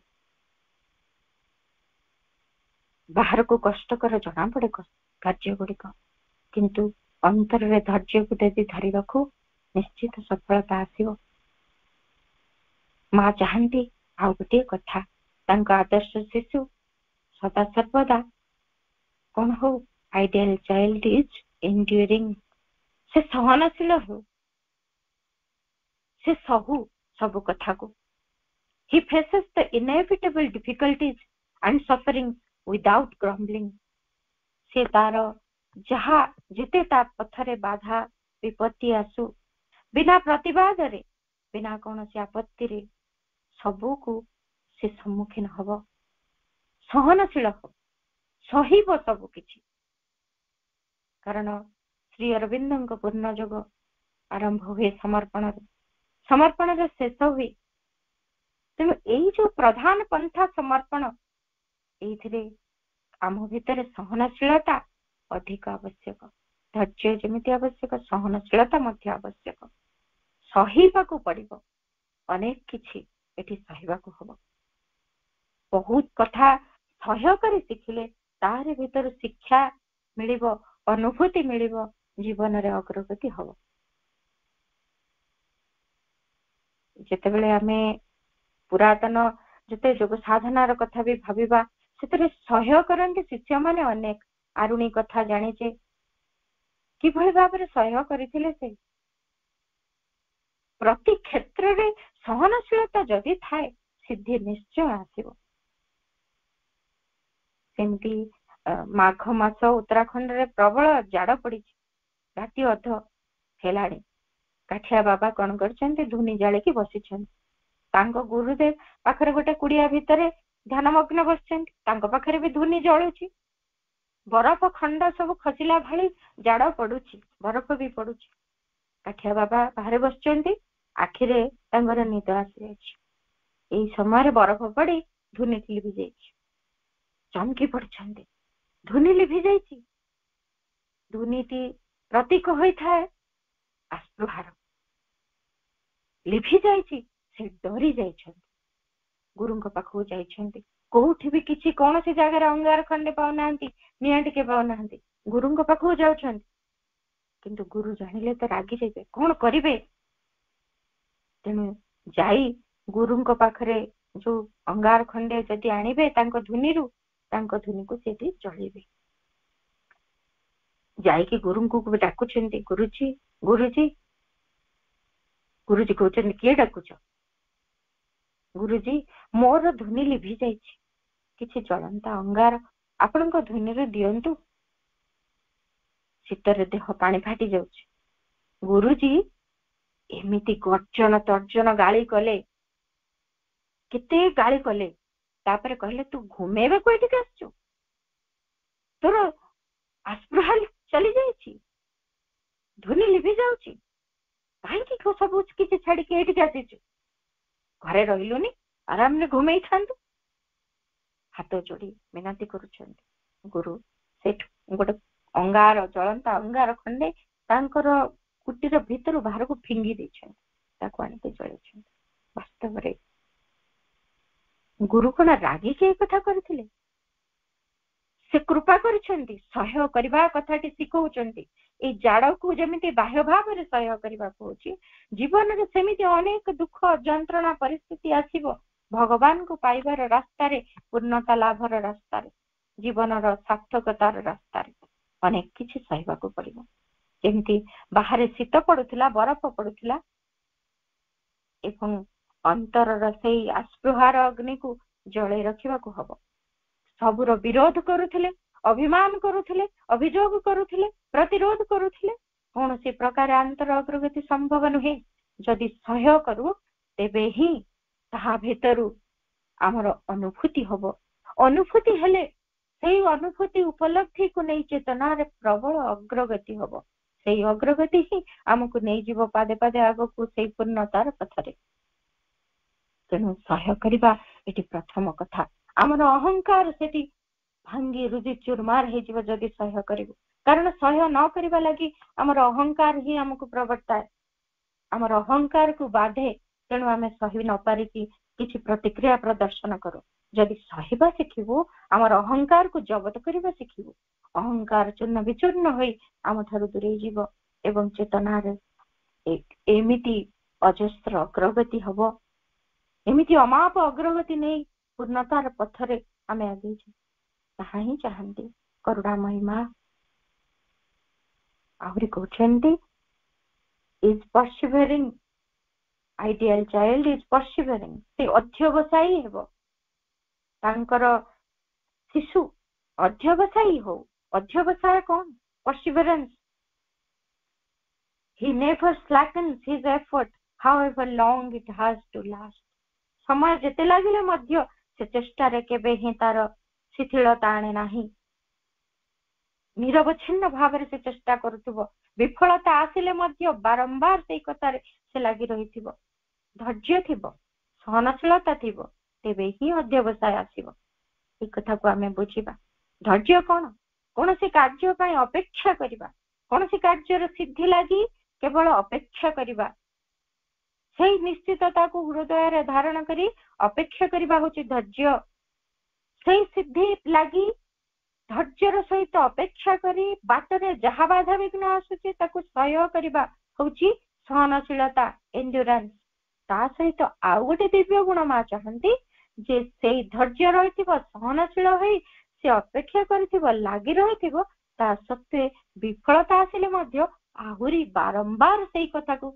लागि रहिथिबो सेही दिगरे प्रचेष्टा हेबारे से कोनोसी प्रकार शिथिल हेई जीव नाही आगु को लागि रहिबो तेनु मां सब बेले कहउछंती जो अध्यवसाय कथा कहउची ता होची सक्रिय और सचल धैर्य सेही धैर्य जहा कि क्रियाशील सेते बेले खाली अपेक्षा करा जाउतला धैर्यर सहित एठी तार सहित कार्य करा जिवो सेही कार्य को बारंबार करा जिवो जोथरे विफलता आसी जायछि कारण साधना रे अग्रगति रे विफलता हम जीवन रे बहुत समय रे आसुथा साधारण कथाटी देखिबु मिछ कथा कहिबिनी बोली बारंबार संकल्प करबा सत्वे पुणी मिछ कथाटी केतेबेले पाटिरु बाहरी आसुछि तथापि आमे रहि जिबानी चेष्टा संकल्प आम भितर दृढ़ करबा हमर संकल्प रे शिथिलता केबे ही आसीबनी जेमिति बारंबार मु मिछ कहि हेई जाउतिले मध्य लागि रहिबी सेई चेष्टा रे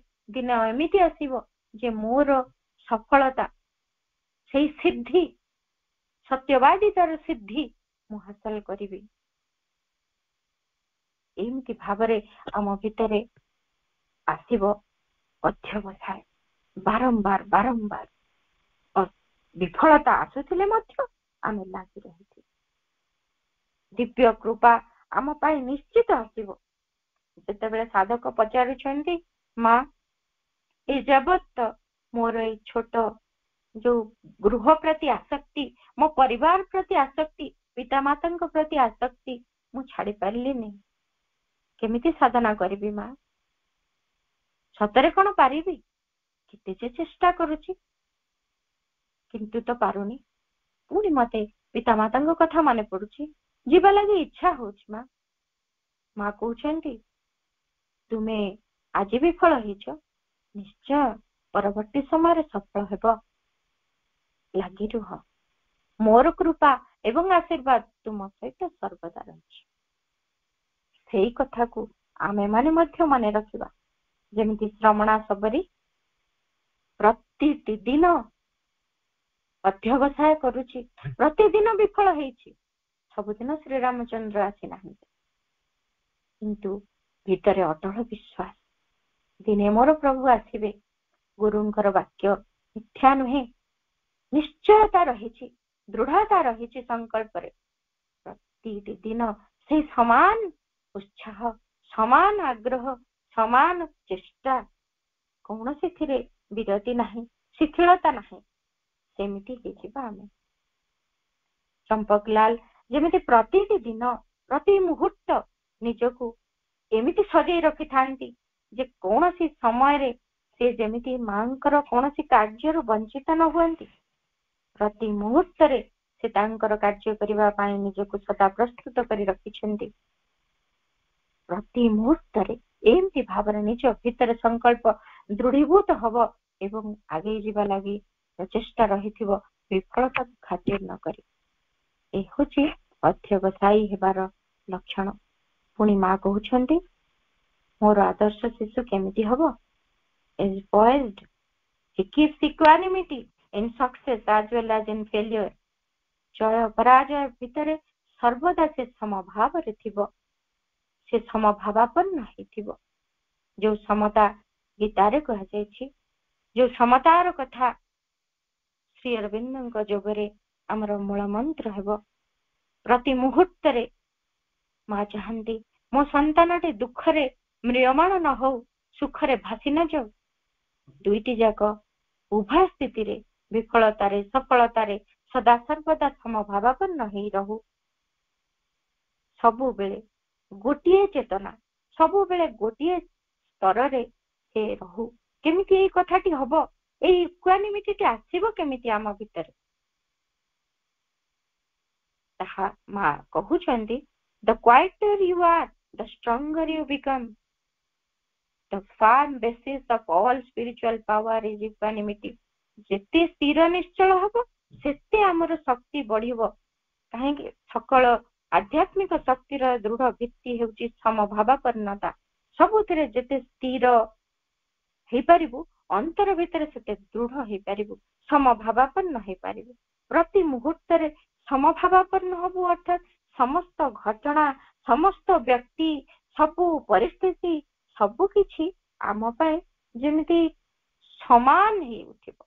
कौनसी थिरे हमर विचलित भाव नथिबो, उल्लसित हेई जाउ नथिबो अत्यधिक परिमाण रे, बा कौनसी कथा हमको हमर स्थिर समभावापन्न अवस्था विच्युत करू नथिबो। सबु परिस्थिति रे हमको समभावापन्न हेई शिखिबाको हबो। जेते जेते परिस्थिति आसीबो आम जीवन रे सबु समय काहेकि आमे स्थिर हेई पारुनु, एई अंतरर एई भावटी आम भीतर अभाव हेछि। समभावापन्न हेई पारुनु, सबु घटना केमिति समान हो।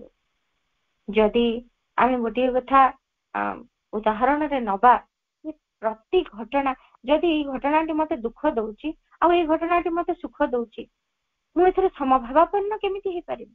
खुशीटार तो खुशी हेबी, दुखटार तो दुखी हेबी ही। केतेबेले समभावापन्न हेई पारिबि?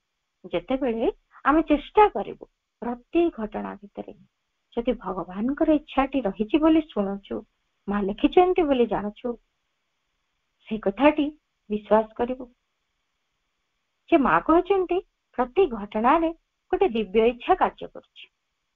से दिव्य भागवत इच्छाटी जदि कार्य करुछि, तेबे एई घटनाटी मो पई सुख आनी देछि बा दुख आनी देछि, सबु ही तो से दिव्य इच्छार कार्य ना। ताहले मु दुखी होबा सुखी होबा ए सबुर कोन माने अछि? गोटे कथा ही एठी सत्य जे सबु पश्चात रे से गोटे इच्छा कार्य करछि, गोटे कथा ही सेठी घटुछि। ताहले सुख जे दुख भी से, सुखटा केवल सुख बाह्य भाव रे देखा जाउछि, दुखटी बाहर को दुख भली लागुछि, कारण मो इच्छा अनुसार हेइनी। तेबे भी ता पश्चात रे से दिव्य इच्छा कार्य करछि। एई कथाटी को बुझिबार प्रयास करिबा। एई कथाटी सहज बुझि हुएनी, एई कथाटी भारी कष्ट कर बुझिबा। एई कथाटी बुझिबा लागि एते कष्ट, जीवन जीवन बीती जाए, जन्म पर जन्म चली जाए, किंतु एई कथाटी अनुभव रे आसेनी। वास्तव रे माँ चाहंती एमिति भाव बुझी पारिले ही आमे समभावापन्न हबु। एई जीवन काल मध्य रे माँ सहायता रे एई कथाटी आमे हासिल करिबा लागि माँ चाहंती। माँ कृपा करिबा पई प्रस्तुत, माँ कृपा करूछंती मध्य, आमे ग्रहण करिबा। तांको कृपा को ग्रहण करिबा लागि प्रस्तुत हबु। तांको ठारे से कृपा ग्रहण करी निजे समभावापन्न हबा। प्रतिटी घटना भितरे तांकरी मुखमंडल, प्रतिटी व्यक्ति भितरे तांकरी उद्भाषण हमको दृश्यमान हे पारिबो। दिनकर कथा नुहे, चेष्टा करिबा, सेही धैर्य सहनशीलता अध्यवसाय रखी चेष्टा करिबा। दिने एई कथा आम भितरे संभव हबो, आम भितरे सेही इक्वानिमिटी आसीबो। कोनसी घटना हमको व्यथित करिबो नाही, कोनसी व्यक्ति आम नजर रे घृण्य हे रहिबो नाही। ସମସ୍ତଙ୍କ ପାଇଁ, ସବୁ ପରିସ୍ଥିତି ପାଇଁ, ସବୁ ବ୍ୟକ୍ତି ପାଇଁ, ସବୁ ଭିତରେ ସମସ୍ତଙ୍କର ଅସୁବିଧା ଗୁଡିକ ଦେଖାଯାଉଥିବ, କିନ୍ତୁ ତାହାରି ଭିତରେ ଦିବ୍ୟ ଇଚ୍ଛାଟିକୁ ଚିହ୍ନିଉଥିବ, ତାହା ହିଁ ସମଭାବାପନ୍ନ ହେବା ଲାଗି ଯଥାର୍ଥ ସ୍ଥିତି। ବାହାରକୁ ଅସୁବିଧା ଗୁଡିକ ଦିଶୁଥିବ ଆମକୁ, ହଁ ତା ବୋଲି ଗୋଟେ ଲୋକଟିଏ ଖରାପ କାମ କରିଛି, ଘୃଣ୍ୟ କାମଟିଏ କରିଛି, ତାହା କଣ ଆମକୁ ଦିଶିବନି କି? ସମଭାବାପନ୍ନ ହେଲେ ଦିଶିବ ନିଶ୍ଚୟ, କିନ୍ତୁ ତା ପଶ୍ଚାତରେ କଣ ଦିବ୍ୟ ଇଚ୍ଛା ରହିଛି, କିଭଳି ଭାବରେ ତା ଚେତନାର ସ୍ତର ରହିଛି, ତା ଭିତରେ ଦେଇକି ଦିବ୍ୟ ଇଚ୍ଛା କିଭଳି ଭାବରେ କାର୍ଯ୍ୟକାରୀ ହେଇଛି, ଯାହା ଭିତରେ ଦେଇକି ତାର ଅଗ୍ରଗତି ଲାଗି କେମିତି ପଥ ପ୍ରସ୍ତୁତି ହଉଛି, ଏଇ କଥାକୁ ବୁଝିବା। କେତେ ମହତ୍ତର ଏଇ କଥା। ଏଇ ଚେତନା ସ୍ତରକୁ ଯିବା ଲାଗି ପ୍ରୟାସ କରିବା, ସେତେବେଳେ ହିଁ ଏଇ ସମଭାବାପନ୍ନତା ଆମ ଭିତରେ ଆସିଯିବ। ଆହୁରି ମଧ୍ୟ ମା ଚାହାନ୍ତି ତାଙ୍କ ଆଦର୍ଶ ଶିଶୁ ହବ ସାହସୀ, ଯେ ଏମିତି ଭାବରେ ସାହସୀ ହବ ଯେ ସବୁ କଥା ସେ ସୁନ୍ଦର ଭାବରେ ସାହସର ସହିତ ସମ୍ମୁଖୀନ ହେଇପାରିବ। ସାଧନା ମାର୍ଗରେ ଯେତେ ଯେତେ କଥା ଆସୁଛି, ସେ କରେଜିୟସ୍ ହବ। He always goes on fighting for the final victory, though he may meet with many defeats. ବହୁତ ପରାଜୟ ଭିତରେ ଦେଇକି ଯିବାକୁ ପଡିଲେ ସୁଦ୍ଧା ବରାବର ସେ ଲଢେଇ କରିବାର ଚେଷ୍ଟା ଜାରି ରଖିଥିବ। ଶେଷ ଜୟ ପାଇଁ ସେ ଲଢେଇ କରୁଥିବ, ସେଇ ସାହସ ତା ଭିତରେ ଥିବ, ହାରିଯିବନି। ବିଭୀଷଣଙ୍କ କଥା ଯଦି ନ ସେ ଚେଷ୍ଟା କରିଛି ତାର ଭାଇକୁ ବୁଝେଇବ ଯେ ସ୍ୱୟଂ ଶ୍ରୀ ରାମଚନ୍ଦ୍ର ହଉଛନ୍ତି ଭଗବାନ, ତାଙ୍କର ଶରଣାପନ୍ନ ହୁଅ, ତାଙ୍କ ସହିତ ଶତ୍ରୁତା କର ନାହିଁ, ତାଙ୍କରି ଶରଣାପନ୍ନ ହେଲେ ଜୀବନର ମୁକ୍ତି ସମ୍ଭବ। କିନ୍ତୁ ସେ ଜାଣିଛି ଇଏ ହଉଛନ୍ତି ଲଙ୍କାପତି, ଇଏ ମହାମାନି, ଏ କାହାରି କଥା ଶୁଣିବେନି, ତଥାପି ସାହସ କରି ସେଇ କଥାକୁ ଉପସ୍ଥାପନ କରିଛି, ଗୋଇଠା ଖାଇଛି। ତଥାପି ବିଭୀଷଣଙ୍କର ଏଇ ଯୋଉ ସାହସ, ମା ବି ନିଜେ ଉଦାହରଣ ଦେଇ କହୁଛନ୍ତି କେତେ ସାହସ ଏଠି, ଏମିତି ସତ୍ସାହସ ତାଙ୍କର ଶିଶୁ ଭିତରେ ସଦା ସର୍ବଦା ରହୁ। ଭଗବାନଙ୍କୁ ପାଇବା ଲାଗି ଧ୍ରୁବ କି ସାହସ ନିଜ ଭିତରେ ସଞ୍ଚୟ କରିଥିଲେ ପ୍ରହ୍ଲାଦ। ପ୍ରତି ମୁହୂର୍ତ୍ତରେ ଏଇ ସାହସ ଆମ ଭିତରେ ଆବଶ୍ୟକ। କୌଣସି ସମୟରେ ଆମେ ଭାବିବାନି ଯେ ମୁଁ ଭଗବାନଙ୍କୁ ଧରିଛି, ମୋ ଜୀବନ ଯଦି ବି କଷ୍ଟରେ ରହିଛି, ଦୁଃଖ କଷ୍ଟ ଆସୁଛି, ମୁଁ ହାରିଯିବି। ଏ ଦୁନିଆରେ ସମସ୍ତେ ମିଥ୍ୟାଚାର ଭିତରେ ଚାଲିଛନ୍ତି, ମୁଁ ଭଗବାନଙ୍କୁ ଧରି ସତ୍ୟନିଷ୍ଠ ହେଉଛି, ମୁଁ ହାରିଯିବି। ଏମିତି ସାହସ ହରାଇବାନି ଆମେ, ଲାଗୁଥିବ ହାରିଯିବା ଭଳି, କିନ୍ତୁ ଦିନେ ନିଶ୍ଚିତ ବିଜୟ ହବ। କାହିଁକି? ଭଗବାନ ଏବଂ ପରମ ସତ୍ୟର ବିଜୟ ସୁନିଶ୍ଚିତ, ତାହା କେହି ଟାଳି ପାରିବେ। ଅତୀତରେ ଆମେ ଜାଣିଛେ, ପୁରାଣରେ ପଢିଛେ, କେତେ ଅସୁର, କେତେ କେତେ ଦର୍ପୀ, ସେମାନଙ୍କର ସମସ୍ତ ସାମର୍ଥ୍ୟ ପ୍ରଦର୍ଶନ କରିଛନ୍ତି ଏହି ପୃଥିବୀ ବକ୍ଷରେ, କିନ୍ତୁ ସମୟ ଆସିଛି ବିଜୟ ଭଗବାନଙ୍କର ହିଁ ହେଇଛି। ତେବେ ଆମେ କାହିଁକି ହାରିଯିବା? ସେ ସାହସ କାହିଁକି ହରେଇଦେବା? ସେ ଅନ୍ତିମ ବିଜୟ ପର୍ଯ୍ୟନ୍ତ କାହିଁକି ଆମେ ପଶ୍ଚାତପଦ ହେଉଥିବା? ସେ ଅନ୍ତିମ ବିଜୟ ପର୍ଯ୍ୟନ୍ତ ନିଜେ ଚାଲିଥିବା ସାହସର ସହିତ, ଏବଂ ଏ ସାହସ ରଖିବୁ ଯଦି ସୁରକ୍ଷା ଦେବେ ଦିବ୍ୟ ଜନନୀ, ଏବଂ ସେଇ ସାହସକୁ ନେଇ ଅନ୍ତିମ ବିଜୟ ନିଶ୍ଚିତ ଆମେ ଅନ୍ତିମ ବିଜୟକୁ ହାସଲ କରିପାରିବୁ, ତାର ଭୁକ୍ତଭୋଗୀ ହବୁ। ତେଣୁ ଯେତେ ପରାଜୟ ଜୀବନରେ ଆସୁ ପଛେ ଆମେ ମାନେ ସେଇ ପ୍ରକାରେ ହାରିଯିବାର ଭୟ ରଖି ପଳାୟନ କରିବାନି, ବା ଯୋଗ ମାର୍ଗରେ ଆସିଲେ କୋଉଠି ଅସୁବିଧା ହଉଛି, କଣ ହେଇଗଲା, କୌଣସି ପରିସ୍ଥିତି ଭିତରେ ଆମେ ଲାଗୁଛି କି ଯେମିତି ନାଇଁ ଆଉ ଯୋଗ ମାର୍ଗରେ ଯାଇପାରିବିନି, ଆଉ ପାରିବିନି, ଆମକୁ ଏମିତି ଲାଗି ଆମେ ପଥରୁ ବିଚ୍ୟୁତ ହେଇଯାଉ, ଯୋଗ ମାର୍ଗରୁ ବିଚ୍ୟୁତ ହେଇଯାଉ, ତାହା ଯେମିତି ନ ହୁଏ ଚେଷ୍ଟା କରୁଥିବା। ମା ଯାହା ଚାହାନ୍ତି ତାଙ୍କର ଶିଶୁ ସାହସୀ ହବ, ସେଇ ସାହସ ଆମ ଭିତରେ ରହୁ। ଆମେ ଛୋଟ ଛୋଟ କଥାରେ ଅନେକ ସାହସ ଦେଖଉଛୁ, କୋଉଠି ପଡି ଯାଉଥିବ କିଏ ତାକୁ ଉଦ୍ଧାର କରୁଛୁ, କୋଉଠି ନିଆଁ ଲାଗି ଯାଇଥିବ ତାକୁ ଟାଣି ଆଣି ପାରୁଛୁ, କୋଉଠି କଣ ବଡ ଅସୁବିଧାଟେ ହବାକୁ ଯାଉଛି, ଆକ୍ସିଡେଣ୍ଟ, ଆମେ ଜଣଙ୍କୁ ତା ଭିତରୁ ଉଦ୍ଧାର କରିବାର ସାହସ ରଖିଛୁ। ପାଣି ଭିତରେ ଭାସି ଯାଉଥିବା ପିଲାକୁ ଟାଣି ଆଣିବାର ସାହସ ରଖିପାରୁଛୁ।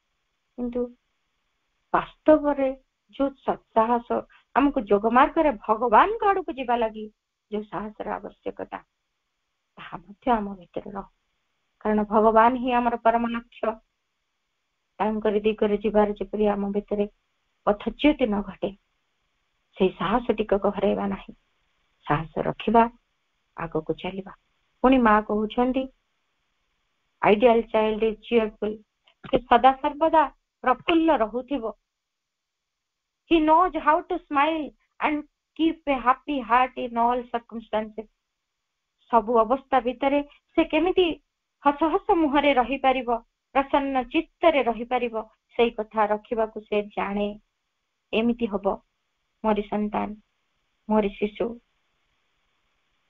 सबु बेले सबु परिस्थिति रे से हसी पारुथिबो जीवन को देखि हसी पारुथिबो तेबे जाय जीवन ता पई हसी उठिबो मां कहिसेंती प्रति समय रे स्मित हास्य जीवन प्रति रहिबा दरकार कौन परिस्थिति हे जाउना काहे कि जेते विरोधात्मक हो से केमिति परिस्थिति भितरे स्थिर हे रही स्मित हास्य को बजाय रखि पारिबो सेठी से दुखी हे जीवनी सदा सर्वदा प्रफुल्ल रहिबो से चेष्टा कहिबो से चेष्टा रहिबो सबु बेले स्मित हास्य करथुबो इवन शत्रु को देखि कि भी हसी पारिबो जदि ताहाकु से निरस्त्र कर देई पारिबो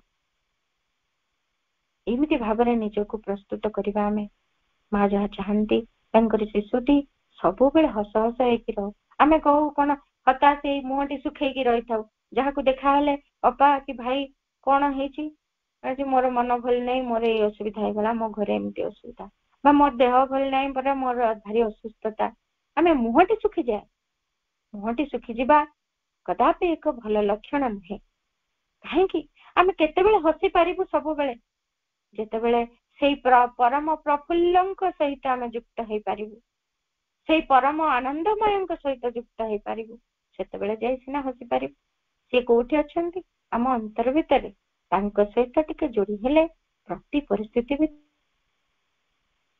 हसी पारिबु जेमिति बंधु मानती हसीतिले घरटी जळी जाउची हसुछन हे जगन्नाथ की कृपा कल एटी मते ए प्रति आसक्ति थिला एटी मु जगी रही पड़ीथिली ताकू आज पड़ी देलो मु तुमरी हे गली तुमरी पाखर रहिबी हसुछन हसी पारिबो सेते बेले जाने जेते बेले अंतर रे सेही परम आनंदमयंक सहित जोड़ी हो ए जोड़ी होबार प्रक्रियाटी आमे करिबा सदा प्रफुल्ल रहिबा पुणी कहउछंती इज मॉडेस्ट अर्थात विनम्र he does not become conceited over his success neither does he feel himself superior to his comrades निजर सफलता रे से केबे गर्वित हे उठेनी मने करेनी जे सांग साथी मानक अपेक्षा से श्रेष्ठ आमे साधना रे गति कला बेले आमे जेते बेले भाबू जे हां मो साधना अधिक उच्च को पळेलानी मो ए कथा करि परछि ए कथा जानि छी ए सब ज्ञान मो भीतर अछि एतिकी पढि देलेनी जा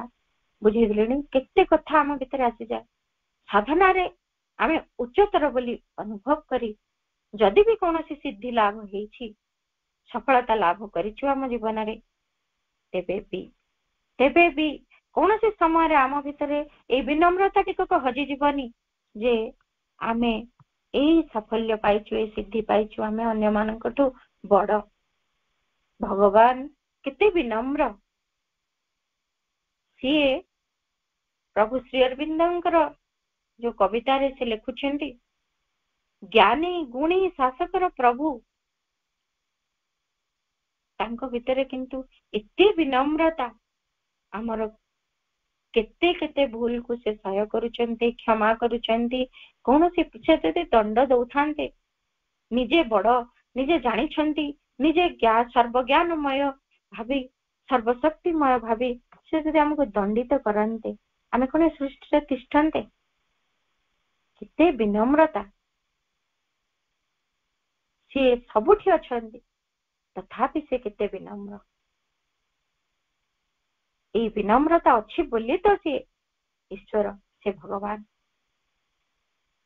सेमिति आमे माने विनम्र हे सिखिबा प्रति मुहूर्त रे कोनोसी परिस्थिति भितरे मध्य आम भितरे जेमिति अहंकार हमकु पूरा पूरी हम उठे न दिए ସବୁ ସମୟରେ ବିନମ୍ରତା ଟିକକ ଆମ ଭିତରେ ରହେ। ଈଶ୍ୱର ଚନ୍ଦ୍ର ବିଦ୍ୟାସାଗର ସେ ଲୋକର ଜିନିଷ ବୋହି ନେଇଥିଲେ ନିଜ ଘର ପର୍ଯ୍ୟନ୍ତ।